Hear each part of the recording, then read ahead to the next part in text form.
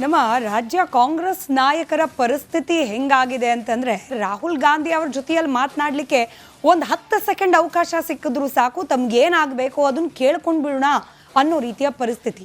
ಆದರೆ ರಾಹುಲ್ ಗಾಂಧಿ ಅವರ ಚಾಣಾಕ್ಷ ನಡೆ ಅನ್ಬೇಕು ಅಥವಾ ಡಿಲೇ ಟ್ಯಾಕ್ಟಿಕ್ಸ್ ಅನ್ಬೇಕು, ಪ್ರತಿ ಬಾರಿ ಭೇಟಿಯಾದ ಸಂದರ್ಭದಲ್ಲಿ ಈ ಮಾತುಕತೆ, ಅದರಲ್ಲೂ ಮುಖ್ಯಮಂತ್ರಿ ಕುರ್ಚಿ ವಿಚಾರ ಅಥವಾ ಸಂಪುಟ ಪುನಾರಚನೆ ವಿಚಾರ ಚರ್ಚೆಗೆ ಬಂದಾಗಲೆಲ್ಲ ರಾಹುಲ್ ಗಾಂಧಿ ಅವರ ಕಡೆಯಿಂದ ಬರೋದು ಒಂದೇ ಉತ್ತರ: come to Delhi, will talk there. ದೆಹಲಿಗೆ ಬನ್ನಿ, ಅಲ್ಲಿ ಕೂತ್ ಮಾತನಾಡೋಣ ಅಂತ. ಇನ್ನು ಡಿ ಕೆ ಶಿವಕುಮಾರ್ ಅವರು ದೆಹಲಿಗೆ ಹೋಗೋಕ್ಕೆ ಪಟ್ಟ ಪ್ರಯತ್ನ, ದೆಹಲಿಯಲ್ಲಿ ಮಾತುಕತೆ ಮಾಡ್ಲಿಕ್ಕೆ ಪಟ್ಟ ಪ್ರಯತ್ನ ನಿಮಗೂ ನಮಗೂ ಗೊತ್ತೇ ಇದೆ. ಈಗ ಕೇರಳಕ್ಕೆ ಹೋಗಿದ್ರು, ಕೇರಳದಲ್ಲಿ ಸಿಕ್ಕಿರೋದೇ ಕೆಲ ನಿಮಿಷಗಳ ಸಮಯ. ಆದರೆ ಅಲ್ಲೂ ಕೂಡ ಶುರುವಾಯಿತು next CM talk. Rahul Gandhi ಅವರ ಮುಂದೆ ವಾಕ್ ದ ಟಾಕ್ ಕೂಡ ನಡೆಸೋ ಪ್ರಯತ್ನವನ್ನು ಮಾಡಿದ್ದಾರೆ ರಾಜ್ಯ ಕಾಂಗ್ರೆಸ್ ನಾಯಕರು. ಇದಕ್ಕೆ ಪೂರಕ ಅನ್ನೋ ರೀತಿಯಲ್ಲಿ ಕೇರಳಕ್ಕೆ ಹೋದ ಸಂದರ್ಭದಲ್ಲೂ ಕೂಡ ಅಲ್ಲಿ ಕಾಂಗ್ರೆಸ್ನ ಕೆಲ ಕಾರ್ಯಕರ್ತರು ಹಾಗೆ ಕೇರಳದ ಕೆಲ ನಾಯಕರು ಡಿ ಕೆ ಅಂತ ಘೋಷಣೆಯನ್ನು ಕೂಗಿದ್ದಾರೆ. ಈಗ ಕರ್ನಾಟಕದಲ್ಲಿ ಡಿ ಕೆ ಶಿವಕುಮಾರ್ ಪರವಾಗಿ ಘೋಷಣೆ ಕೂಗಿದ್ರೆ ಹೌದಪ್ಪ, ಅವರು ಬೆಂಬಲಿಗರು, ಡಿ ಕೆ ಶಿವಕುಮಾರ್ CM ಆಗಲಿ ಅಂತ ಹೇಳಿ ಹಿಂಗೆ ಘೋಷಣೆ ಕೂಗ್ತಿದ್ದಾರೆ. ಹೈಕಮಾಂಡ್ ನಾಯಕರಿಗೆ ಡಿ ಕೆ ಪರವಾಗಿ ಬೆಂಬಲ ಎಷ್ಟಿದೆ ಅನ್ನೋದನ್ನು ತೋರಿಸ್ಲಿಕ್ಕೆ ಹೊರಟಿದ್ದಾರೆ, ಹೀಗೊಂದು ವಿಶ್ಲೇಷಣೆ ಮಾಡ್ಬೋದು. ಆದರೆ ಕೇರಳದಲ್ಲಿ ಡಿ ಕೆ ಅಂತ ಹೇಳೋ ಮೂಲಕ ಏನು ಸಾಧಿಸ್ಲಿಕ್ಕೆ ಹೊರಟಿದ್ದಾರೆ?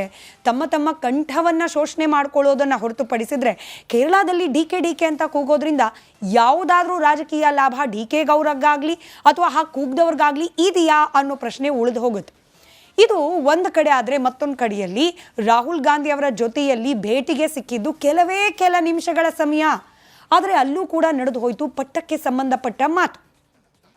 CM ಜೇಬ್ನಲ್ಲಿ, ಮುಖ್ಯಮಂತ್ರಿ ಸಿದ್ದರಾಮಯ್ಯನವರ ಜೇಬ್ನಲ್ಲಿ ಯಾರ್ಯಾರು ಮಂತ್ರಿಮಂಡಲದ ಒಳಗೆ ಬರಬೇಕು, ಯಾರ್ಯಾರು ಹೊರಗೆ ಹೋಗಬೇಕು, ಯಾವ ಕಾರಣ ಅಂಥೇಳಿ ಲಿಸ್ಟ್ ರೆಡಿಯಾಗಿರತ್ತಂತೆ. ಯಾವಾಗ ಅವಕಾಶ ಸಿಕ್ಕಿದ್ರೂ ಪರವಾಗಿಲ್ಲ, ಲಿಸ್ಟನ್ನು ತೆಗೆದುಬಿಟ್ಟು ತೋರಿಸ್ಬಿಡೋಣ, ಇದಕ್ಕೊಂದು ಓಕೆ ಅನ್ನಿಸ್ಕೊಂಡು ಬರೋಣ ಅನ್ನೋ ರೀತಿಯಲ್ಲಿ ಈ ಕೇರಳಕ್ಕೆ ಹೋದ ಮುಖ್ಯಮಂತ್ರಿಗಳು ಕೂಡ ಜೇಬ್ನಲ್ಲಿ ಈ ಮಂತ್ರಿ ಯಾದಿಗಳ ಪಟ್ಟಿಯನ್ನು ಇಟ್ಕೊಂಡು ಹೋಗೋದನ್ನು ಮರೀಲಿಲ್ಲ. ರಾಹುಲ್ ಗಾಂಧಿ ಅವ್ರ ಮುಂದೆ ಇದನ್ನು ತೋರಿಸೋ ಪ್ರಯತ್ನ ಕೂಡ ಮಾಡೋದನ್ನು ಸಿದ್ದರಾಮಯ್ಯನವ್ರು ಮರೀಲಿಲ್ಲ. ಆದರೆ ರಾಹುಲ್ ಗಾಂಧಿ ಅವರು ಈ ಪಟ್ಟಿ ನೋಡೋದು ಹೋಗಲಿ, ಮುಖ್ಯಮಂತ್ರಿಗಳ ಜೊತೆಯಲ್ಲಿ ಈ ವಿಚಾರವನ್ನು ಮಾತು ಕೂಡ ಆಡಲಿಲ್ಲ ಅಂತ ರಾಗ ತೋರಿಸಿದ್ದು ದೆಹಲಿಯ ಹಾದಿಯನ್ನು.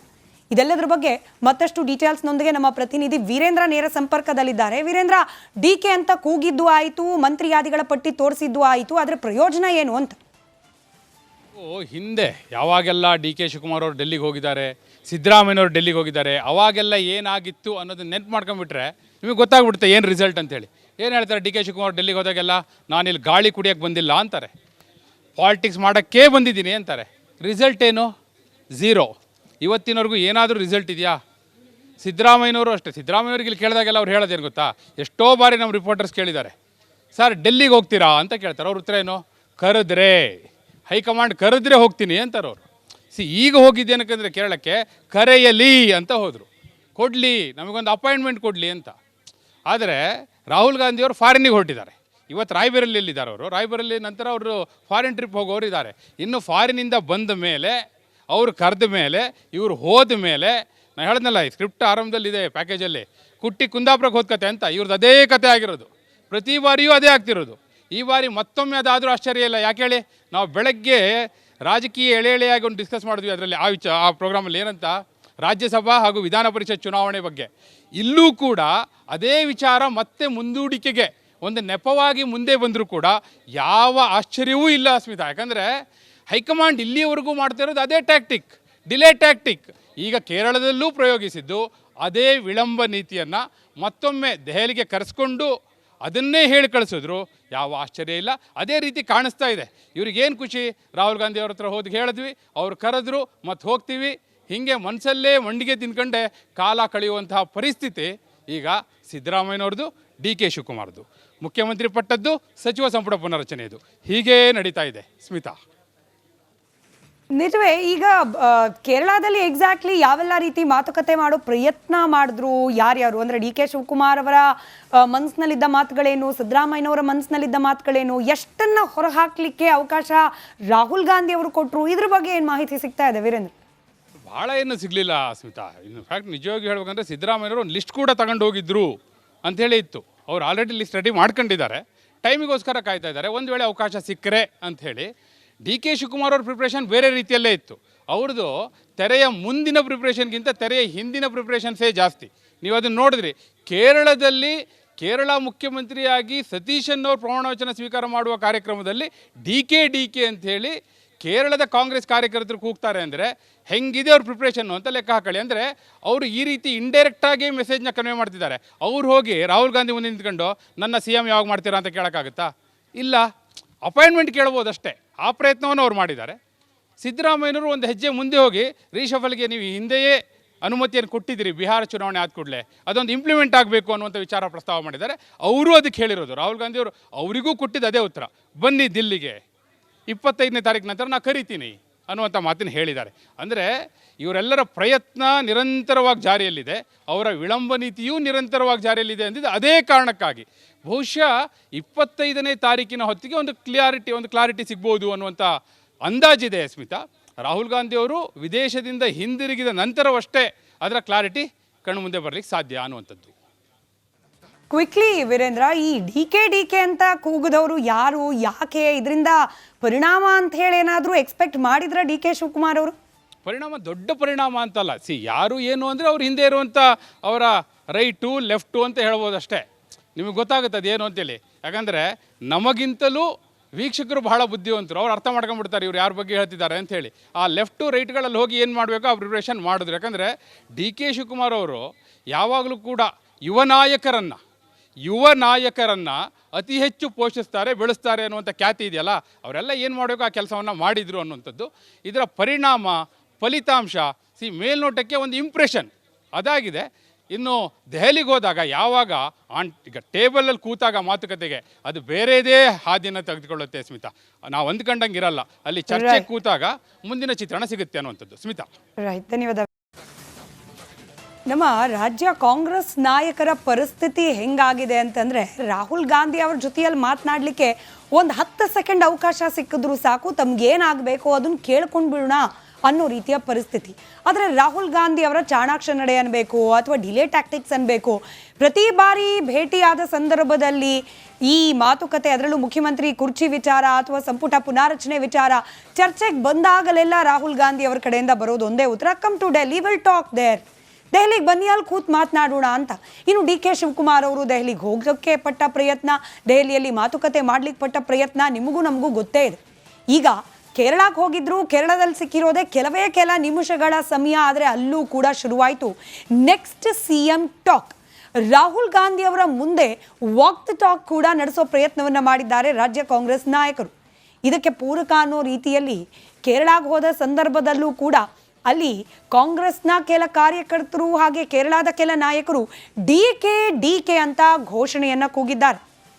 ಈಗ ಕರ್ನಾಟಕದಲ್ಲಿ ಡಿ ಕೆ ಶಿವಕುಮಾರ್ ಪರವಾಗಿ ಘೋಷಣೆ ಕೂಗಿದ್ರೆ ಹೌದಪ್ಪ ಅವರು ಬೆಂಬಲಿಗರು, ಡಿ ಕೆ ಶಿವಕುಮಾರ್ CM ಆಗಲಿ ಅಂತ ಹೇಳಿ ಹಿಂಗೆ ಘೋಷಣೆ ಕೂಗ್ತಿದ್ದಾರೆ.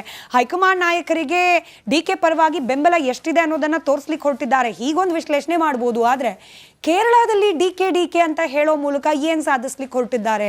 ತಮ್ಮ ಕಂಠವನ್ನು ಶೋಷಣೆ ಮಾಡ್ಕೊಳ್ಳೋದನ್ನು ಹೊರತುಪಡಿಸಿದ್ರೆ ಕೇರಳದಲ್ಲಿ ಡಿ ಕೆ ಅಂತ ಕೂಗೋದ್ರಿಂದ ಯಾವುದಾದ್ರೂ ರಾಜಕೀಯ ಲಾಭ ಡಿ ಕೆ ಗೌರವ್ಗಾಗಲಿ ಅಥವಾ ಹಾಗೆ ಕೂಗ್ದವ್ರಿಗಾಗಲಿ ಇದೆಯಾ ಅನ್ನೋ ಪ್ರಶ್ನೆ ಉಳಿದು ಹೋಗುತ್ತೆ. ಇದು ಒಂದು ಕಡೆ. ಆದರೆ ಮತ್ತೊಂದು ಕಡೆಯಲ್ಲಿ ರಾಹುಲ್ ಗಾಂಧಿ ಅವರ ಜೊತೆಯಲ್ಲಿ ಭೇಟಿಗೆ ಸಿಕ್ಕಿದ್ದು ಕೆಲ ನಿಮಿಷಗಳ ಸಮಯ, ಆದರೆ ಅಲ್ಲೂ ಕೂಡ ನಡೆದು ಹೋಯಿತು ಪಟ್ಟಕ್ಕೆ ಸಂಬಂಧಪಟ್ಟ ಮಾತು. CM ಜೇಬ್ನಲ್ಲಿ, ಮುಖ್ಯಮಂತ್ರಿ ಸಿದ್ದರಾಮಯ್ಯನವರ ಜೇಬ್ನಲ್ಲಿ ಯಾರ್ಯಾರು ಮಂತ್ರಿಮಂಡಲದ ಒಳಗೆ ಬರಬೇಕು, ಯಾರ್ಯಾರು ಹೊರಗೆ ಹೋಗಬೇಕು, ಯಾವ ಕಾರಣ ಅಂಥೇಳಿ ಲಿಸ್ಟ್ ರೆಡಿಯಾಗಿರತ್ತಂತೆ. ಯಾವಾಗ ಅವಕಾಶ ಸಿಕ್ಕಿದ್ರೂ ಪರವಾಗಿಲ್ಲ, ಲಿಸ್ಟನ್ನು ತೆಗೆದುಬಿಟ್ಟು ತೋರಿಸ್ಬಿಡೋಣ, ಇದಕ್ಕೊಂದು ಓಕೆ ಅನ್ನಿಸ್ಕೊಂಡು ಬರೋಣ ಅನ್ನೋ ರೀತಿಯಲ್ಲಿ ಈ ಕೇರಳಕ್ಕೆ ಹೋದ ಮುಖ್ಯಮಂತ್ರಿಗಳು ಕೂಡ ಜೇಬ್ನಲ್ಲಿ ಈ ಮಂತ್ರಿ ಯಾದಿಗಳ ಪಟ್ಟಿಯನ್ನು ಇಟ್ಕೊಂಡು ಹೋಗೋದನ್ನು ಮರೀಲಿಲ್ಲ. ರಾಹುಲ್ ಗಾಂಧಿ ಅವ್ರ ಮುಂದೆ ಇದನ್ನು ತೋರಿಸೋ ಪ್ರಯತ್ನ ಕೂಡ ಮಾಡೋದನ್ನು ಸಿದ್ದರಾಮಯ್ಯನವ್ರು ಮರೀಲಿಲ್ಲ. ಆದರೆ ರಾಹುಲ್ ಗಾಂಧಿಯವರು ಈ ಪಟ್ಟಿ ನೋಡೋದು ಹೋಗಲಿ, ಮುಖ್ಯಮಂತ್ರಿಗಳ ಜೊತೆಯಲ್ಲಿ ಈ ವಿಚಾರವನ್ನು ಮಾತು ಕೂಡ ಆಡಲಿಲ್ಲ ಅಂತ ರಾಗ ತೋರಿಸಿದ್ದು ದೆಹಲಿಯ ಹಾದಿಯನ್ನು. ಇದೆಲ್ಲದರ ಬಗ್ಗೆ ಮತ್ತಷ್ಟು ಡೀಟೇಲ್ಸ್ನೊಂದಿಗೆ ನಮ್ಮ ಪ್ರತಿನಿಧಿ ವೀರೇಂದ್ರ ನೇರ ಸಂಪರ್ಕದಲ್ಲಿದ್ದಾರೆ. ವೀರೇಂದ್ರ, ಡಿ ಕೆ ಅಂತ ಕೂಗಿದ್ದು ಆಯಿತು, ಮಂತ್ರಿ ಯಾದಿಗಳ ಪಟ್ಟಿ ತೋರಿಸಿದ್ದು ಆಯಿತು, ಆದರೆ ಪ್ರಯೋಜನ ಏನು ಅಂತ? ಹಿಂದೆ ಯಾವಾಗೆಲ್ಲ ಡಿ ಕೆ ಶಿವಕುಮಾರ್ ಅವರು ಡೆಲ್ಲಿಗೆ ಹೋಗಿದ್ದಾರೆ, ಸಿದ್ದರಾಮಯ್ಯನವರು ಡೆಲ್ಲಿಗೆ ಹೋಗಿದ್ದಾರೆ, ಅವಾಗೆಲ್ಲ ಏನಾಗಿತ್ತು ಅನ್ನೋದನ್ನ ನೆನ್ಪು ಮಾಡ್ಕೊಂಡ್ಬಿಟ್ರೆ ನಿಮಗೆ ಗೊತ್ತಾಗ್ಬಿಡುತ್ತೆ ಏನು ರಿಸಲ್ಟ್ ಅಂತೇಳಿ. ಏನು ಹೇಳ್ತಾರೆ, ಡಿ ಕೆ ಶಿವಕುಮಾರ್ ಡೆಲ್ಲಿಗೆ ಹೋದಾಗೆಲ್ಲ ನಾನಿಲ್ಲಿ ಗಾಳಿ ಕುಡಿಯೋಕ್ಕೆ ಬಂದಿಲ್ಲ ಅಂತಾರೆ, ಪಾಲಿಟಿಕ್ಸ್ ಮಾಡೋಕ್ಕೇ ಬಂದಿದ್ದೀನಿ ಅಂತಾರೆ. ರಿಸಲ್ಟ್ ಏನು? ಝೀರೋ. ಇವತ್ತಿನವರೆಗೂ ಏನಾದರೂ ರಿಸಲ್ಟ್ ಇದೆಯಾ? ಸಿದ್ದರಾಮಯ್ಯನವರು ಅಷ್ಟೇ. ಸಿದ್ದರಾಮಯ್ಯವ್ರಿಗೆ ಇಲ್ಲಿ ಕೇಳಿದಾಗೆಲ್ಲ ಅವ್ರು ಹೇಳೋದೇನು ಗೊತ್ತಾ, ಎಷ್ಟೋ ಬಾರಿ ನಮ್ಮ ರಿಪೋರ್ಟರ್ಸ್ ಕೇಳಿದ್ದಾರೆ, ಸರ್ ಡೆಲ್ಲಿಗೆ ಹೋಗ್ತೀರಾ ಅಂತ ಕೇಳ್ತಾರೆ. ಅವ್ರ ಉತ್ತರ ಏನು? ಕರೆದ್ರೆ ಹೈಕಮಾಂಡ್ ಕರೆದ್ರೆ ಹೋಗ್ತೀನಿ ಅಂತಾರೆ ಅವರು. ಈಗ ಹೋಗಿದ್ದೇನಕ್ಕಂದರೆ ಕೇರಳಕ್ಕೆ ಕರೆಯಲಿ ಅಂತ ಹೋದರು, ಕೊಡಲಿ ನಮಗೊಂದು ಅಪಾಯಿಂಟ್ಮೆಂಟ್ ಕೊಡಲಿ ಅಂತ. ಆದರೆ ರಾಹುಲ್ ಗಾಂಧಿಯವರು ಫಾರಿನ್ನಿಗೆ ಹೊರಟಿದ್ದಾರೆ. ಇವತ್ತು ರಾಯ್ಬರೇಲಿಯಲ್ಲಿದ್ದಾರೆ ಅವರು. ರಾಯ್ಬರೇಲಿ ನಂತರ ಅವರು ಫಾರಿನ್ ಟ್ರಿಪ್ ಹೋಗೋರು ಇದ್ದಾರೆ. ಇನ್ನು ಫಾರಿನಿಂದ ಬಂದ ಮೇಲೆ ಅವರು ಕರೆದ ಮೇಲೆ ಇವರು ಹೋದ ಮೇಲೆ ನಾನು ಹೇಳಿದ್ನಲ್ಲ, ಈ ಸ್ಕ್ರಿಪ್ಟ್ ಆರಂಭದಲ್ಲಿದೆ ಪ್ಯಾಕೇಜಲ್ಲಿ, ಕುಟ್ಟಿ ಕುಂದಾಪುರಕ್ಕೆ ಹೋದ ಕತೆ ಅಂತ ಇವ್ರದ್ದು ಅದೇ ಕತೆ ಆಗಿರೋದು. ಪ್ರತಿ ಬಾರಿಯೂ ಅದೇ ಆಗ್ತಿರೋದು. ಈ ಬಾರಿ ಮತ್ತೊಮ್ಮೆ ಅದಾದರೂ ಆಶ್ಚರ್ಯ ಇಲ್ಲ. ಯಾಕೆ ಹೇಳಿ, ನಾವು ಬೆಳಗ್ಗೆ ರಾಜಕೀಯ ಎಳೆಯಾಗಿ ಒಂದು ಡಿಸ್ಕಸ್ ಮಾಡಿದ್ವಿ ಅದರಲ್ಲಿ, ಆ ಪ್ರೋಗ್ರಾಮಲ್ಲಿ ಏನಂತ, ರಾಜ್ಯಸಭಾ ಹಾಗೂ ವಿಧಾನ ಪರಿಷತ್ ಚುನಾವಣೆ ಬಗ್ಗೆ. ಇಲ್ಲೂ ಕೂಡ ಅದೇ ವಿಚಾರ ಮತ್ತೆ ಮುಂದೂಡಿಕೆಗೆ ಒಂದು ನೆಪವಾಗಿ ಮುಂದೆ ಬಂದರೂ ಕೂಡ ಯಾವ ಆಶ್ಚರ್ಯವೂ ಇಲ್ಲ ಸ್ಮಿತಾ. ಯಾಕಂದರೆ ಹೈಕಮಾಂಡ್ ಇಲ್ಲಿಯವರೆಗೂ ಮಾಡ್ತಿರೋದು ಅದೇ ಟ್ಯಾಕ್ಟಿಕ್, ಡಿಲೇ ಟ್ಯಾಕ್ಟಿಕ್. ಈಗ ಕೇರಳದಲ್ಲೂ ಪ್ರಯೋಗಿಸಿದ್ದು ಅದೇ ವಿಳಂಬ ನೀತಿಯನ್ನು ಮತ್ತೊಮ್ಮೆ ದೆಹಲಿಗೆ ಕರೆಸ್ಕೊಂಡು ಅದನ್ನೇ ಹೇಳಿ ಕಳಿಸಿದ್ರು. ಯಾವ ಆಶ್ಚರ್ಯ ಇಲ್ಲ, ಅದೇ ರೀತಿ ಕಾಣಿಸ್ತಾ ಇದೆ. ಇವ್ರಿಗೇನು ಖುಷಿ, ರಾಹುಲ್ ಗಾಂಧಿ ಅವ್ರ ಹತ್ರ ಹೋಗಿ ಹೇಳಿದ್ವಿ, ಅವ್ರು ಕರೆದ್ರು ಮತ್ತು ಹೋಗ್ತೀವಿ, ಹೀಗೆ ಮನಸ್ಸಲ್ಲೇ ಮಂಡಿಗೆ ತಿನ್ಕೊಂಡೆ ಕಾಲ ಕಳೆಯುವಂತಹ ಪರಿಸ್ಥಿತಿ ಈಗ ಸಿದ್ದರಾಮಯ್ಯನವ್ರದ್ದು, ಡಿ ಕೆ ಶಿವಕುಮಾರ್ದು. ಮುಖ್ಯಮಂತ್ರಿ ಪಟ್ಟದ್ದು, ಸಚಿವ ಸಂಪುಟ ಪುನರಚನೆಯದು, ಹೀಗೇ ನಡೀತಾ ಇದೆ ಸ್ಮಿತಾ.